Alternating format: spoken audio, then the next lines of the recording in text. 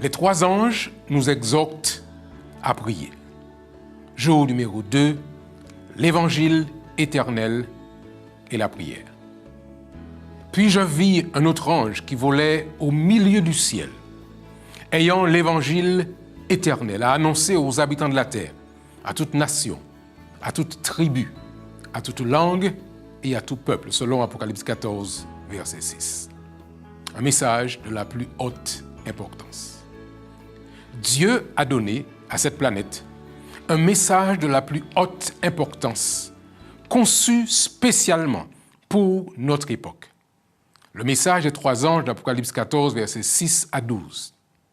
Exilé sur l'île de Patmos, l'apôtre Jean nous présente ces messages. Considérons attentivement 3 points avant de nous pencher sur le message lui-même. Premièrement, il est d'origine divine. Il vient directement du trône de Dieu. Il est présenté comme étant donné à l'humanité par un ange volant au milieu du ciel. Le deuxième point à noter à propos de ce message est que l'ange vole. Ce message donc est urgent. Il doit être proclamé sans délai.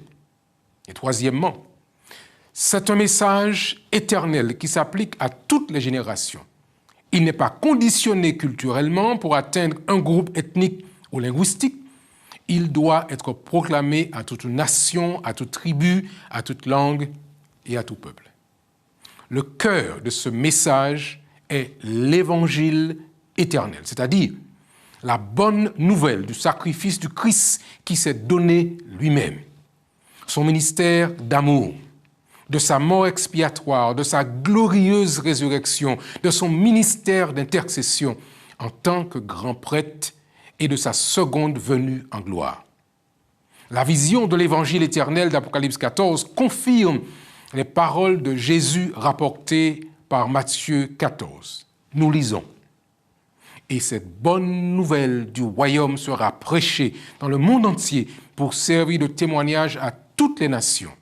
Et alors viendra la fin, selon Matthieu 24, verset 14. Les paroles du Christ sont une promesse que l'évangile sera prêché dans le monde entier avant son retour.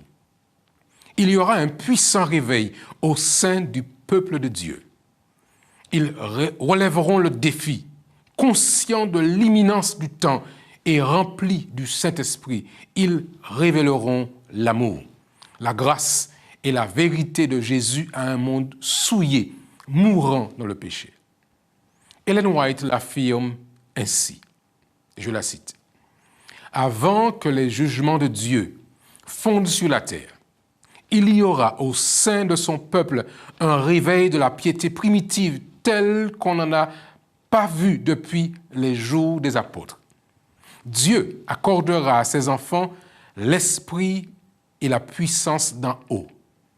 Alors, de nombreuses âmes sortiront des églises où l'amour du monde a supplanté l'amour de Dieu et de sa parole. Beaucoup de pasteurs et de fidèles accepteront joyeusement les vérités que Dieu a fait proclamer en ce temps-ci pour préparer un peuple en vue de la seconde venue du Christ. Et cette citation est tirée du livre Tragédie des siècles à la page 504.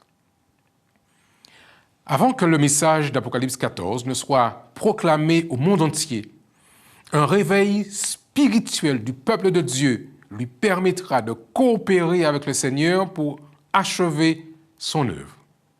Prions ensemble, chers amis, pour que ce réveil spirituel ait lieu dans notre propre vie, afin de nous préparer au dernier événement culminant de l'histoire de la terre. Et là où vous êtes, je voudrais vous inviter à vous incliner avec moi, afin que nous puissions ensemble nous adresser à notre Père Céleste.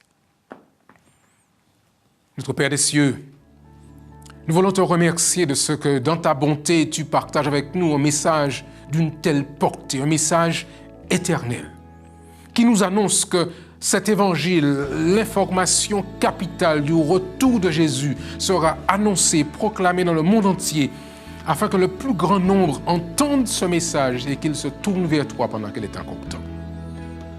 Nous te demandons, Père, de pouvoir nous rendre disponibles et de faire en sorte que tous ceux qui vivent avec nous ces 10 jours de prière comprennent l'importance qu'il y a pour ton Église d'être mobilisés dans cette action en nous préparant à recevoir la pluie de l'arrière-saison.